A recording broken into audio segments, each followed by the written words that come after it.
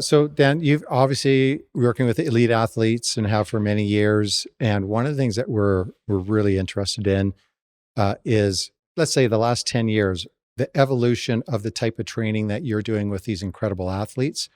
What are some latest and greatest that you're incorporating?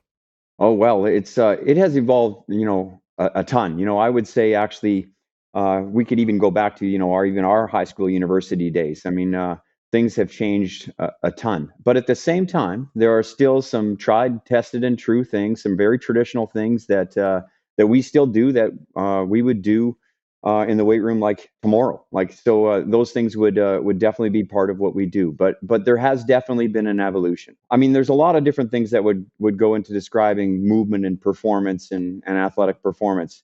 But I think that one of the things that really dominated the goal setting in those days was just simply magnitude, right?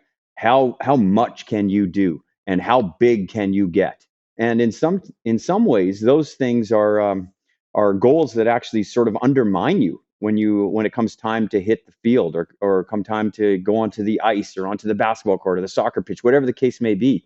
Because generally, when you are so focused on magnitude and lifting heavy loads, what generally tends to happen is you become accustomed to moving slow.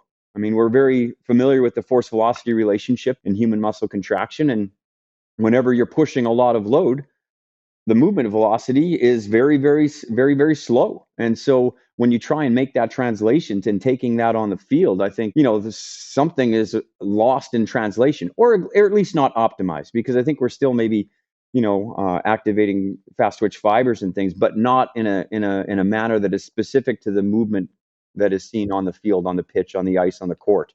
So I think there's been way more emphasis on other things other than magnitude. So I would say that, one of those things is rate of force development. So not just when you're looking at the curve, not just how high that top peak is, but how fast of a slope you can get to that. So if it takes us a long time to develop that force, that's not going to serve us well on the playing surface at all. So there's more of a focus on using strength, or using that magnitude as almost something that's sort of like is almost activation potentiation, where you're priming the muscle, getting it ready and very excited, and lots of motor units recruited. But then you're going to ask those newly recruited motor units to just work super fast, or specific to the movement speeds that are on the court. So, or pitch or field. So I think that's one of the things. I mean, there's way more attention to like making those things more congruent. Like what you do in the weight room, what you do on the training surface is more closely related to what you're doing during your sport performance. So a little bit more athletic, sort of 100%. Yeah, focus on athletic movement. that's a great way to put it. Like I always like those phases that actually, I say this to the athletes all the time, that ask us to bring the athlete into the weight room, right? Where it's not just like pushing iron, lifting, pulling, pressing, all those sorts of things. It's jumping, it's bounding, it's throwing, it's exploding, it's rotating hard. All those things that are things that you would use to describe an athlete when they're actually playing, rather than slow, speed, strength. So, other things I think that also describe movement. I think quality.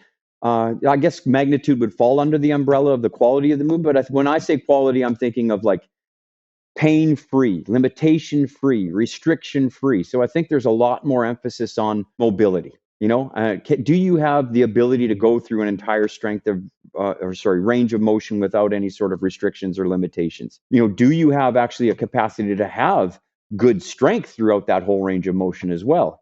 So that those sorts of things might ask us to incorporate some accommodating resistance in the weight room, like using bands or chains or things like that sort of change the resistance throughout a single rep as we move through ranges of long levered positions where we're weaker to short levered positions where we're stronger. That you picking up extra lengths off the floor adds added challenge. So when you add to those biomechanic, or as you go through those biomechanically advantageous positions, it's like someone's putting on plates as you rise from a squat or as you rise from a bench press.